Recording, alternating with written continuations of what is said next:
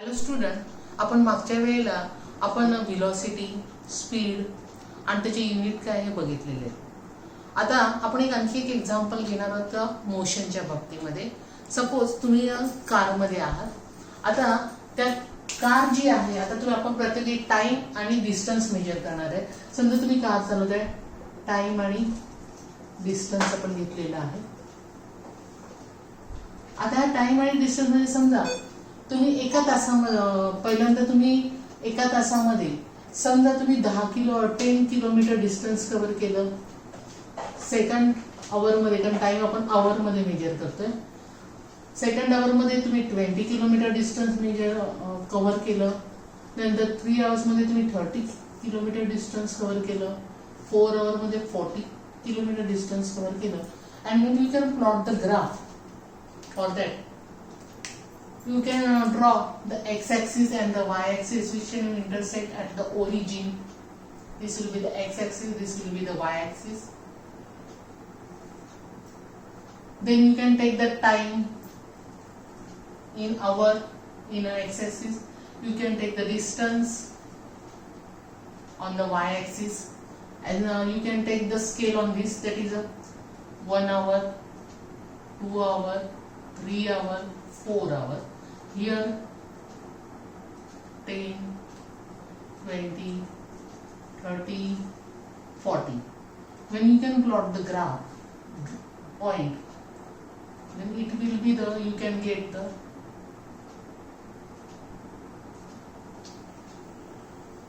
straight line graph.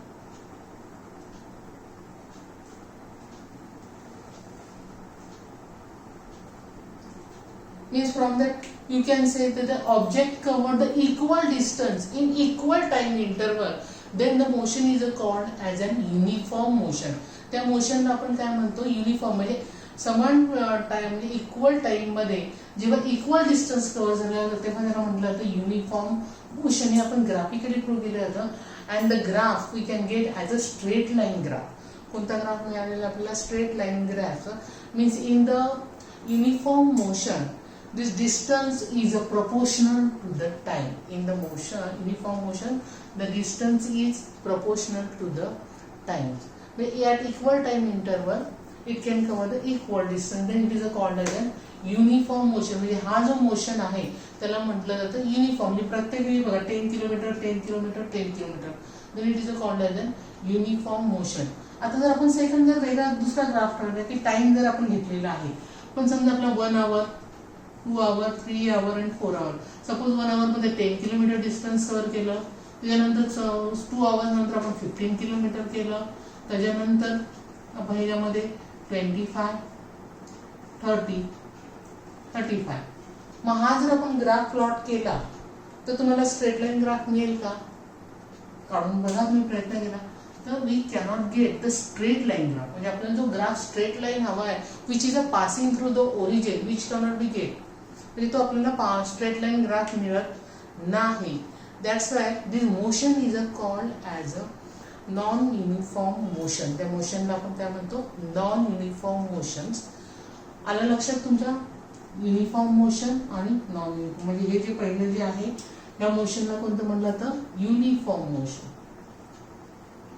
आणि याला म्हटलं तर नॉन युनिफॉर्म मोशन. म्हणजे at equal time interval equal distance cover केले की युनिफॉर्म मोशन, आणि graph will be the straight line. आणि ह्याच्यामध्ये काय आहे की at equal time interval it cover the unequal distance, same distance cover करत नाहीये. That's why we cannot get the straight line graph. तुम्ही ग्राफ काढायचा आहे, काढून बघा कसा येतं ते.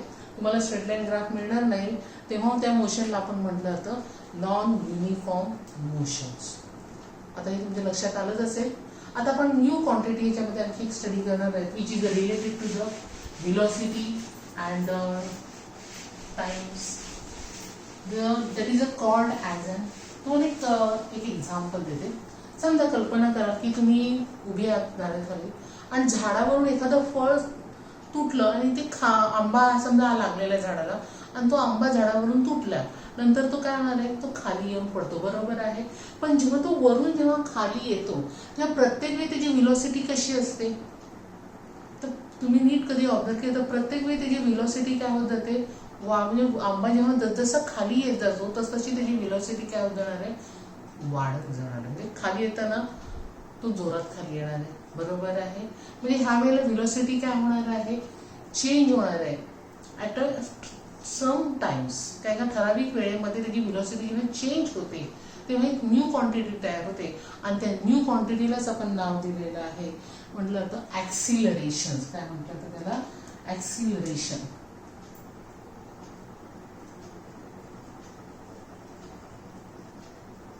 Acceleration means the rate of change of velocity. The rate of change of velocity. आता rate of change of rate means काय, divided by time. Means acceleration is equal to change in velocity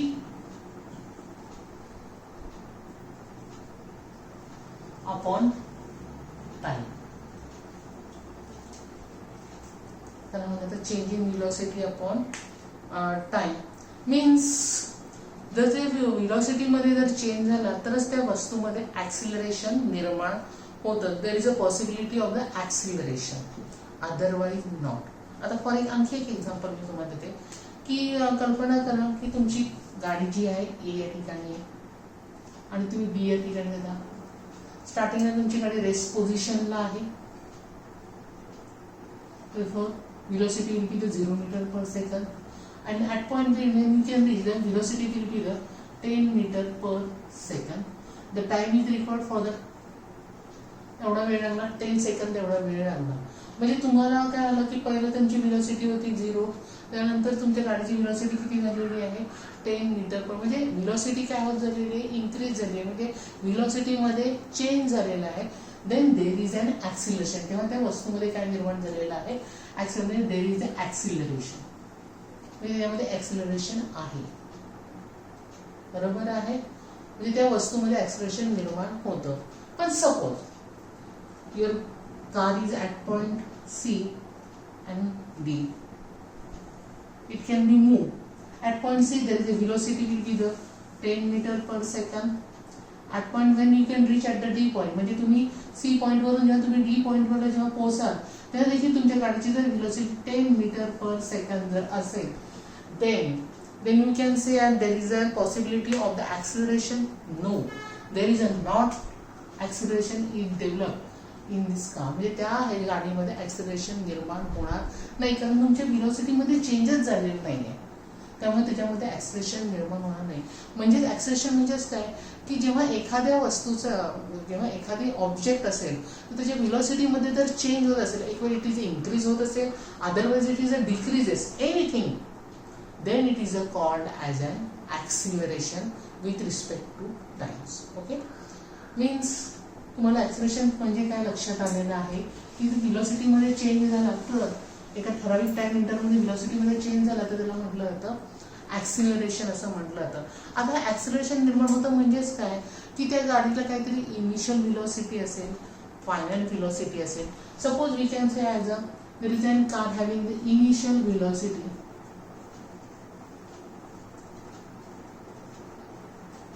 u, final velocity is v, and the time is required for that will be the t. Then the formula of the acceleration, that is a is equal to small a. Small a is equal to final velocity minus initial velocity upon time. Means a is equal to v upon u. A is equal to v minus u upon t. These are the formula of the acceleration. आता आपण याच्यामध्ये unit बघूया. Suppose SI unit. आता SI unit बघताना आपलं हे जे आहे, आपण व्हेलॉसिटी कशामध्ये मेजर करतो, तर व्हेलॉसिटी आपण मीटर पर सेकंद मध्ये मेजर करतो आणि टाइम कशामध्ये मेजर करतो, सेकंद मध्ये. Means metre upon second into second. बरोबर आहे. म्हणजे एसआय युनिट काय झालं, मीटर पर सेकंड स्क्वेअर. त्याचं एसआय युनिट काय झालेलं आहे, मीटर पर सेकंड स्क्वेअर. त्याचप्रमाणे सीजीएस युनिटमध्ये जर आपण ऑब्झर्व बघितलं तर मीटरचं कन्व्हर्शन कशामध्ये होणार आहे, centimetre per second square. Means ऍक्सिलरेशनचं एसआय युनिट आहे metre per second square and CGS unit आहे सेंटीमीटर पर सेकंड स्क्वेअर. आता ही जी ऍक्सिलरेशन आहे ही कोणती क्वांटिटी आहे, स्केलर आहे का वेक्टर आहे. तर आपण व्हिलॉसिटी म्हणजे आता तुम्हाला माहिती आहे की व्हिलॉसिटी जी आहे ती वेक्टर क्वांटिटी आहे बरोबर. म्हणजे आपण याच्यामध्ये मॅग्निट्यूड सोबत डायरेक्शन बघतो. मीन्स ऍक्सिलरेशन मध्ये आपण दोन्ही गोष्टी बघतो, मॅग्निट्यूड पण बघतो आणि डायरेक्शन पण बघतो.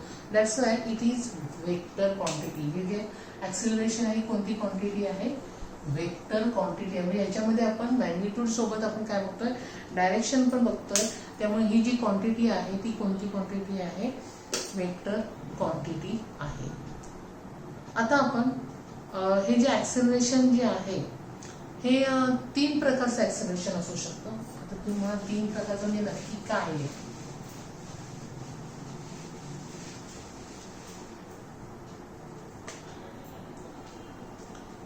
आता 3 प्रकारचं जे ऍक्सिलरेशन असू शकतं म्हणजे एक म्हणजे पॉझिटिव्ह ऍक्सिलरेशन. आता पॉझिटिव्ह ऍक्सिलरेशन म्हणजे काय ते मी तुम्हाला एक्सप्लेन करते. सपोज तुमची कार ए या ठिकाणी आहे आणि तुम्ही पोहोचणार आहात बी या ठिकाणी. आता ए या ठिकाणी जेव्हा तुमची कार होती ती दिस पोझिशनला म्हणजे तुमची व्हेलॉसिटी आहे कारची 0 मीटर पर सेकंड आणि बी या ठिकाणी पोहोचाल ते तुमच्या कारची जी व्हेलॉसिटी आहे 10 मीटर पर सेकंड आहे. आणि एवढं सगळं गाडीला पोहोचायला जो टाइम लागलेला आहे सपोज 10 सेकंड बरोबर आहे.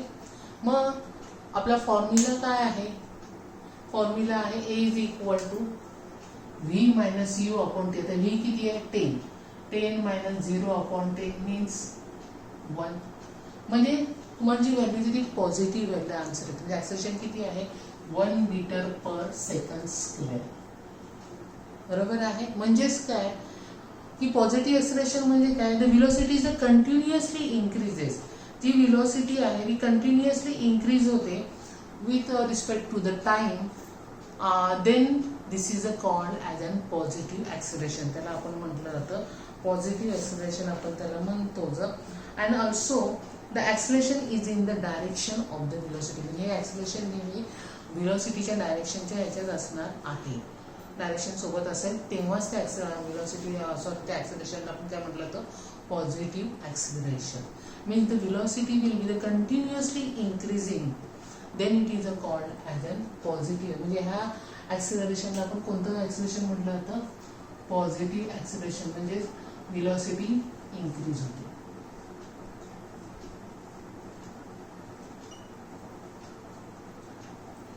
आता आपण बोलणार आहोत निगेटिव्ह ऍक्सिलरेशन. आता निगेटिव्ह ऍक्सिलरेशन म्हणजे काय की सपोज तुमची नेहमीप्रमाणे गाडी सी या पॉइंटला आहे, चालू मोशन मध्ये आहे. समजा तुमची व्हेलॉसिटी जी आहे 20 मीटर पर सेकंद आणि तुम्हाला तुमचा पुढे स्टॉप आलेला आहे डी या ठिकाणी. मग तुमच्या डी या ठिकाणी तुमची व्हेलॉसिटी आहे कारची 0 मीटर पर सेकंद आणि तुम्हाला टाइम लागलेला आहे 10 सेकंड्स. देन तुम्ही त्याचं ऍक्सिलरेशन जर काढलं तर तुम्हाला काय मिळणार आहे, A is equal to 0 minus 20 upon 10 means -2. म्हणजे ऍक्सिलरेशन तुमचं काय आलेलं आहे -2. म्हणजे याच्यामध्ये काय दिसतं तुम्हाला, पहिली व्हेलॉसिटी जास्त होती आणि मग ती व्हेलॉसिटी काय होत गेलेली आहे, डिक्रीज होत गेलेली आहे. म्हणून with respect to time then it is called as a negative. म्हणजे त्या ऍक्सिलरेशनला आपण कोणतं ऍक्सिलरेशन म्हटलेलं आहे, निगेटिव्ह ऍक्सिलरेशन. कोणतं ऍक्सिलरेशन म्हटलेलं आहे, निगेटिव्ह ऍक्सिलरेशन असं म्हटलं जातं. तर याच्यामध्ये व्हेलॉसिटी काय होते, डिक्रीज होते. व्हेलॉसिटी काय होते, डिक्रीज होते with respect to the times. Then it is also called as an declaration of this. And suppose there is a direction is opposite to the velocity then it is a negative. म्हणजे suppose त्याची जर direction आहे ती व्हेलॉसिटीच्या जर opposite असेल तरी देखील ते ऍक्सिलरेशन कसं असणार आहे, निगेटिव्ह ऍक्सिलरेशन असणार आहे. आता ऍक्सिलरेशन 2 प्रकारचं बघितलं, पॉझिटिव्ह म्हणजे ज्याच्यामध्ये व्हेलॉसिटी इन्क्रीज होते आणि दुसरं म्हणजे निगेटिव्ह की ज्याच्यामध्ये व्हेलॉसिटी काय होते, डिक्रीज होते. आणखी एक ऍक्सिलरेशन बघणार आहे, त्याला म्हटलं तर झिरो ऍक्सिलरेशन. आता झिरो ऍक्सिलरेशन म्हणजे तुम्हाला परत सांगते, तुमची गाडी आहे ए या ठिकाणी आणि तुम्हाला पोहोचलं तुम्ही बी या ठिकाणी. मग तुमचं जे सपोज तुमच्या गाडीची व्हेलॉसिटी ए या ठिकाणी 20 मीटर पर सेकंद आहे, तुम्ही बी या ठिकाणी पोहोचता तर तुमच्या गाडीची व्हेलॉसिटी 20 मीटर पर सेकंद आहे आणि त्याला टाइम लागलेला आहे 10 सेकंड्स. मग तुमचं जर तुम्ही काढलं तर 20 minus 20 upon 10 means 0 minus upon 10 is equal to 0. Means तुमचं जेव्हा ते ऍक्सिलरेशन असणार आहे ते कोणतं ऍक्सिलरेशन असणार आहे, झिरो ऍक्सिलरेशन असं असणार आहे. म्हणजे ते object does not change with the time. Velocity of the object does not change with the time. म्हणजे time with respect to time the velocity of the does not change. म्हणजे याच्यामध्ये velocity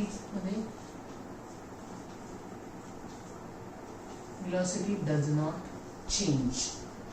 velocity मध्ये change जेव्हा होत नाही तेव्हा जे acceleration असतं त्याला पण म्हटलं जातं झिरो ऍक्सिलरेशन. कोणतं ऍक्सिलरेशन म्हटलं जातं, झिरो. म्हणजे ऍक्सिलरेशन 3 टाईपचे आहेत, पॉझिटिव्ह, निगेटिव्ह आणि झिरो ऍक्सिलरेशन. म्हणजे पॉझिटिव्ह म्हणजे काय तर व्हेलॉसिटी इन्क्रीज झाली आहे आणि डायरेक्शन ऑफ द ऑब्जेक्ट जी आहे ती व्हेलॉसिटीच्या रिस्पेक्ट असणार आहे.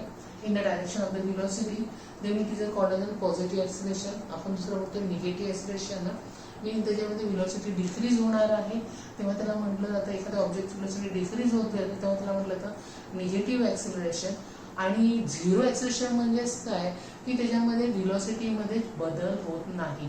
स्टार्टिंगला पण जेवढी तेवढीच होती व्हेलॉसिटी, नंतर पण ती तेवढीच आहे, तेव्हा त्या व्हेलॉसिटीला म्हटलं तेव्हा त्या ऍक्सिलरेशनला म्हटलं जातं झिरो ऍक्सिलरेशन.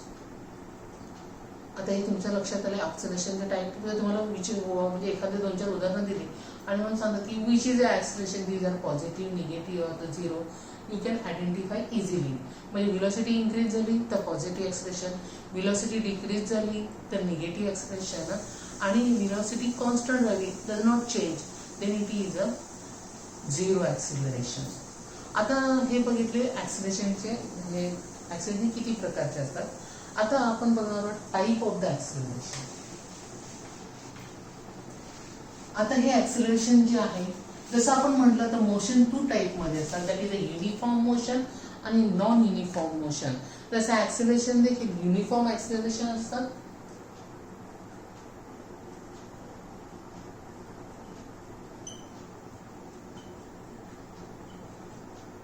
आता युनिफॉर्म ऍक्सिलरेशन म्हणजे काय, the velocity changes by the equal amount in the equal time. म्हणजे velocity will be the changes by equal amount with equal time interval. म्हणजे व्हेलॉसिटीमध्ये चेंज होतो पण त्या इक्वल टाइम इंटरवल मध्येच त्याचा चेंज होत असेल, तेवढ्याच प्रमाणामध्ये जर होत असेल तर त्याला म्हटलं जातं युनिफॉर्म ऍक्सिलरेशनचं. आता त्याला म्हटलं तर uniform acceleration but velocity changes bye unequal amount in equal time interval then it is called as an non uniform acceleration. आता आपण ग्राफिकली बघणार आहोत. त्यांनी तुम्हाला एक एक्झाम्पल दिल्यानंतर तुमचं युनिफॉर्म ऍक्सिलरेशन म्हणजे काय आणि नॉन युनिफॉर्म ऍक्सिलरेशन म्हणजे काय लक्षात येईल. मी एक एक्झाम्पल पुढे ग्राफ काढताना घेणारच आहे. आता आणखी आपण एक ग्राफ आपण आणखी एक बघणार आहोत, that is velocity time graph for the uniform velocity.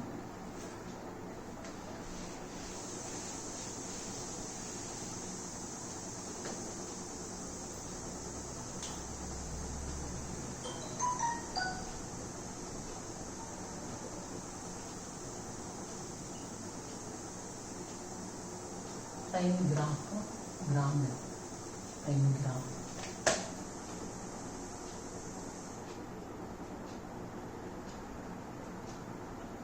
For uniform velocity. आता सपोज एखादी ट्रेन आहे which can move with a uniform velocity that is a 60 kilometre per आवर. म्हणजे आपण मी तुम्हाला ग्राफिकली काढून दाखवते म्हणजे तुमच्या लक्षात येईल. आता व्हेलॉसिटी टाइम ग्राफ याच्यामध्ये आपण काय करणार आहोत की velocity can be taken at Y axis. जर व्यवस्थित काढते तुम्हाला नीट दिसत नाहीये. हा वाय ऍक्सिस आहे, हा एक्स ऍक्सिस आहे. It is origin there. We can take velocity on the y axis, time at X axis, time in hour आणि velocity is kilometre per hour.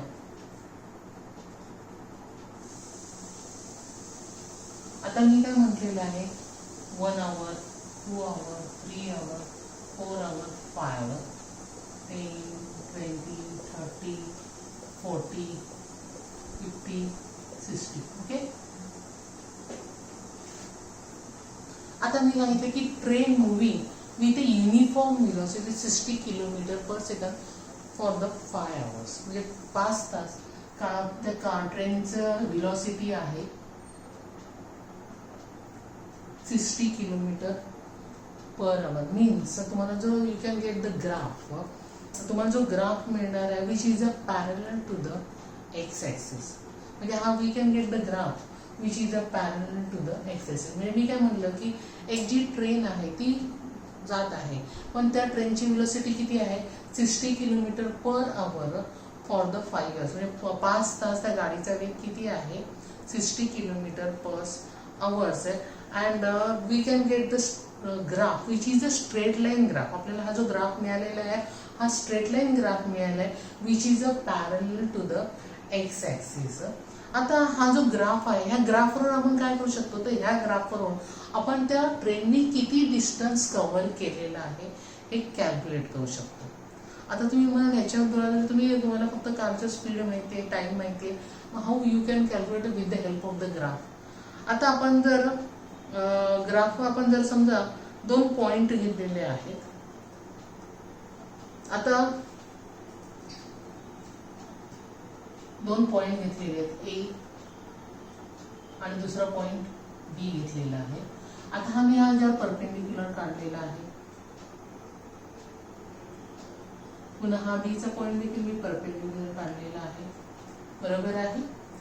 आता हा जिथे मिळालेला आहे त्याला मी नाव दिलेलं आहे इथे सी आणि ह्याला नाव दिलेलं आहे मी डी. आणि हा जो टाइम आहे हा T1 आहे. मी तर दुसऱ्या केल्यानंतर तुम्ही तुमच्या लक्षात येईल. हा जो टाइम आहे T1 आणि हा आहे T2. ओके. आता तुम्हाला फॉर्म्युला सगळ्यांना माहिती आहे काय येतो, स्पीडचा फॉर्म्युला तुम्हाला माहिती आहे की speed is equal to distance upon time. Means velocity is equal to displacement upon time. तुम्हाला सगळ्यांना माहिती आहे. म्हणजे डिस्टन्स इज इक्वल टू आपल्याला काय, डिस्टन्स इज इक्वल टू काय, speed into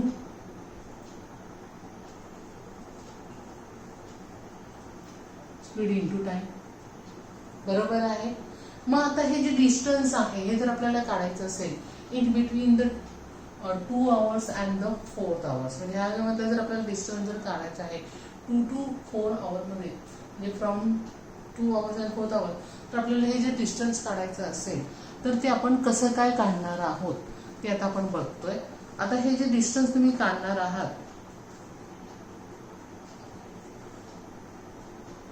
with the help of the graph in between the 2 and the 4 hours, बरोबर आहे. मग आता हे distance between the 2 hours and the 4 आवर मध्ये जर आपल्याला काढायचं असेल तर आपण परपेंडिक्युलर ड्रॉ केलेला आहे पॉईंट ए आणि बी च्या इथे, बरोबर आहे, 2 hours and the 4th hour. आता आपल्याला distance is equal to area of the rectangle ABCD.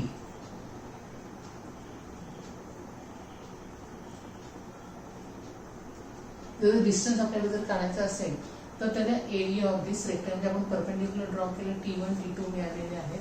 Area of the रेक्टँगलचं T1 आणि T2. आता रेक्टँगलचा आपण एरिया कसा काढतो तर तुम्हाला सगळ्यांना माहिती आहे, लेंथ इंटू ब्रीथ, बरोबर आहे. आता लेंथ त्याची काय आहे, एडी आहे, आणि ब्रीथ काय आहे, CD आहे, बरोबर आहे. आता CD बघा 1 आवर 2 आवर आणि हे किती आहे 60, मीन्स 60 into 2, बरोबर. 60 into 2 किती आहे 120 मीटर. म्हणजे this train can be covered the distance between the 2 hours is 120 kilometre, sorry metre नाही, तर आपण व्हेलोसिटी किलोमीटर पर आवर आहे. त्यामुळे या ट्रेनने जे डिस्टन्स कव्हर केलेलं आहे ते किती कव्हर केलेलं आहे? 120 किलोमीटर्स. आलं लक्षात ओंकार? आता हे जे डिस्टन्स ओंकार, आता आपण हे जे डिस्टन्स कव्हर केलेलं आहे, मात्र ह्याच्यामध्ये जर नीट आपण ऑब्झर्व केलं तर ऍक्सिलरेशन जे आहे, the acceleration of the train is a 0, कारण त्याची जी व्हेलोसिटी आहे ती कॉन्स्टंट आहे, which does not increase with the time. That's why the acceleration of the train is a 0. या ट्रेनचं ऍक्सिलरेशन जे आहे ती किती असणार आहे? 0 असणार आहे. ट्रेनचं ऍक्सिलरेशन किती असणार आहे? 0 असणार आहे. आता आपण पुढचा एक टॉपिक बघतोय की आता हे तुमच्या लक्षात आलं की आपण ट्रेनने डिस्टन्स कव्हर किती केले तुमच्या लक्षात आलेलं आहे. आता आपण पुढचा एक ग्राफ बघतोय, that is velocity time graph for the uniform acceleration. आता हे आपण युनिफॉर्म व्हेलोसिटीसाठी बघितलं होतं, तर velocity time graph for uniform acceleration.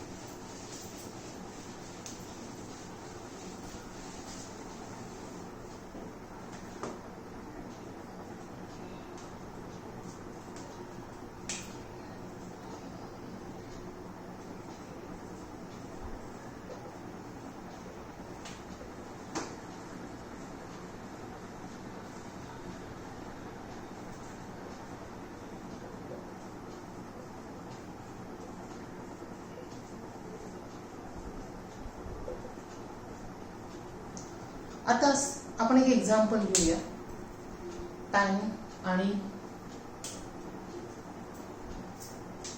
Velocity.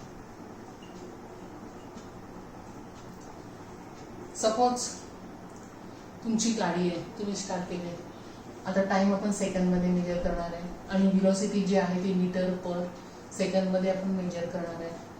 आता सपोज 0 सेकंद तुमची व्हेलोसिटी 0 असणार आहे, बरोबर आहे.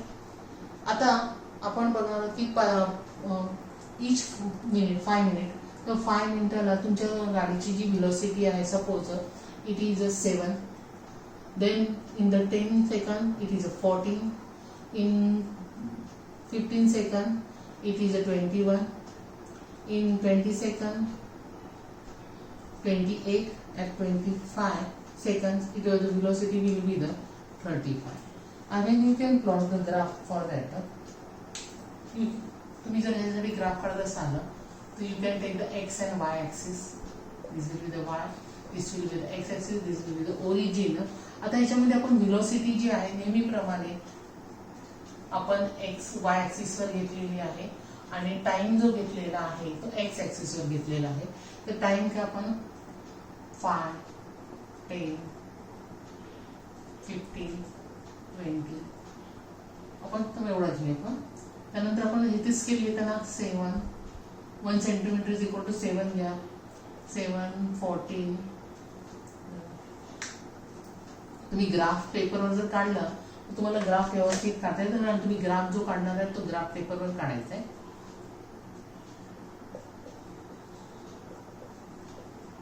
तर तुम्ही जो ग्राफ काढाल तर तुम्हाला जो ग्राफ मिळेल तो स्ट्रेट लाईन ग्राफ मिळतो.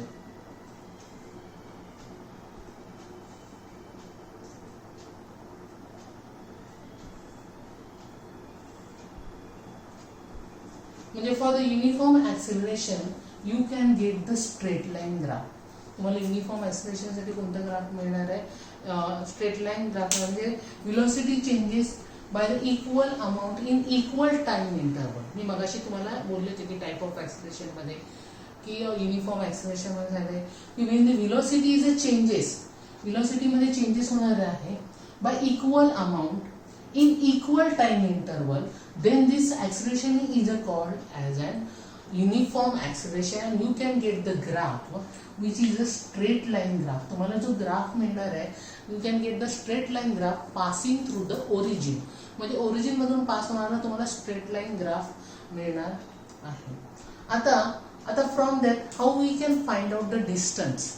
जर आपल्याला याच्यामध्ये त्या कारने किती डिस्टन्स कव्हर केलेलं आहे हे जर आपल्याला डिटरमाइन करायचं असेल, आता समजा आपल्याला डिस्टन्स कव्हर केलं इन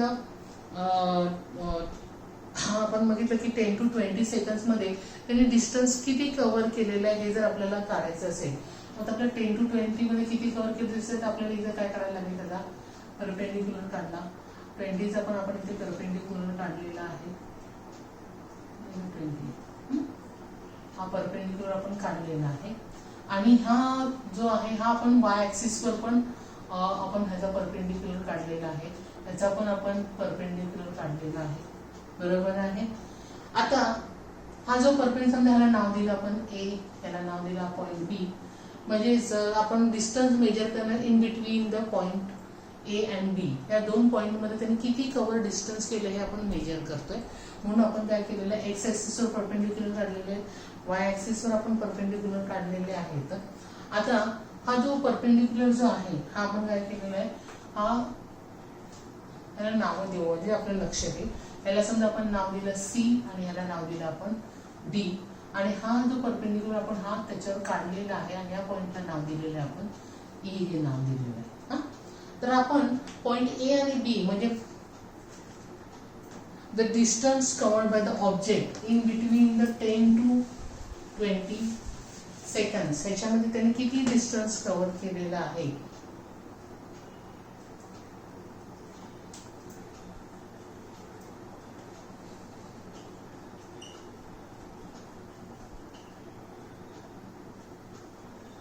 between 10 and 20 seconds. 10 ते 20 मिनिटाच्या ह्याच्यामध्ये आपण किती त्याने डिस्टन्स कव्हर केलेलं आहे आपण बघणार आहोत.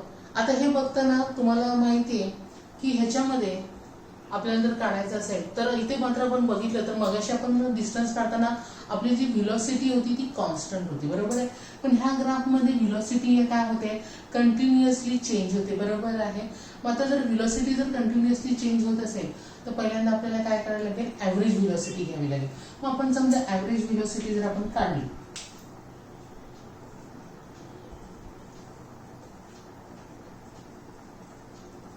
ऍट पॉइंट ए आणि ऍट पॉइंट बी. आता ऍट पॉइंट बी च्या ठिकाणी 28 आणि हे किती आहे 14 आहे अपॉन 2.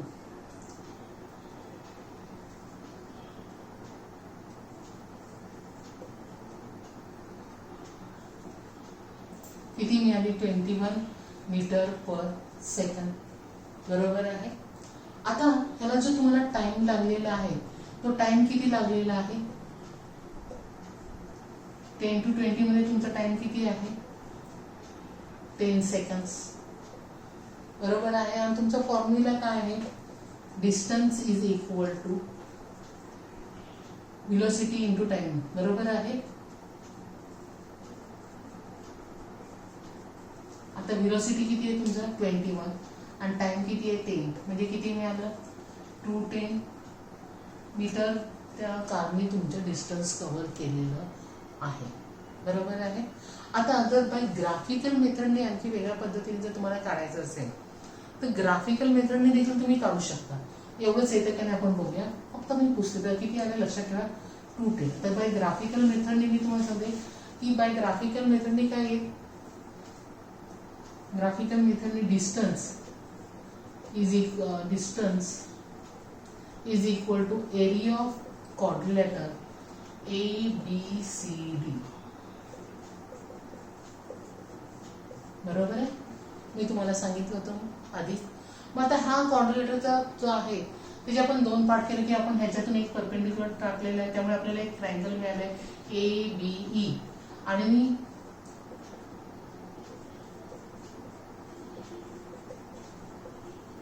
आणि एक तुम्हाला रेक्टँगल मिळालेलं आहे बघा AECD.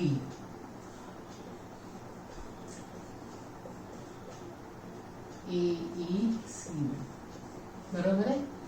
मग आता तुम्हाला माहिती आहे ट्रायंगलचा एरिया तुम्ही कसा काढता, 1/2 लेंथ इंटू हाईट, सॉरी बरोबर आहे बेस इंटू हाईट. आता बेस काय त्याचा A इंटू हाईट काय B बरोबर आहे. आता हा रेक्टँगल AECD हा रेक्टँगल आहे. मग ह्याचा तुम्ही कसा एरिया काढतो, लेंथ इंटू ब्रीथ. आता लेंथ किती आहे त्याची समजा आपण म्हटली AB लेंथ आहे आणि त्याची ब्रीथ आहे DC, बरोबर आहे.